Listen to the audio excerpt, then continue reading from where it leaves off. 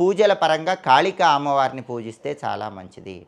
దగ్గరలో కాళికా అమ్మవారి ఆలయం ఉంటే అమ్మవారి ఆలయానికి వెళ్ళి కాళికా అమ్మవారికి 27 గానీ, 54 గానీ, 108 గానీ నిమ్మకాయలను పేర్చి దండలాగా చేసి ఆ నిమ్మకాయల దండ సమర్పించండి. కాళికా అమ్మవారికి నిమ్మకాయల దండ సమర్పిస్తే నరపీడ, ఎదుటి వాళ్ళ ఏడుపులు, దృష్టి దోషాలు వీటన్నిటి నుంచి సులభంగా బయటపడొచ్చు. కాళికా అమ్మవారి ఆలయ ప్రాంగణంలో నిమ్మదీపాలు వెలిగించిన అద్భుత ఫలితాలు కలుగుతాయి. అలాగే శివాలయంలో వీరభద్రుడు ఉంటే వీరభద్రుడికి మౌని అమావాస్య రోజు, మాఘ అమావాస్య రోజు అర్చన కానీ అభిషేకం కానీ చేయించుకున్నా కూడా శత్రుబాధలన్నీ తొలగిపోతాయి. బ్రహ్మాండంగా జీవితంలో విజయం సాధించవచ్చు. వీరభద్రుడు లేకపోతే కాలభైరవుడిని దర్శించుకోండి. కాలభైరవుడికి అర్చన కానీ అభిషేకం కానీ చేయించుకోండి. కాలభైరవుడికి మినప గారెలు దండలాగా చేసి ఆ మినపగారెల దండ సమర్పించండి. కాలభైరవుడిని కానీ వీరభద్రుని కానీ శివాలయంలో దర్శించుకుంటే ఈ మౌని అమావాస్య రోజు బ్రహ్మాండమైన శుభ ఫలితాలు కలుగుతాయి.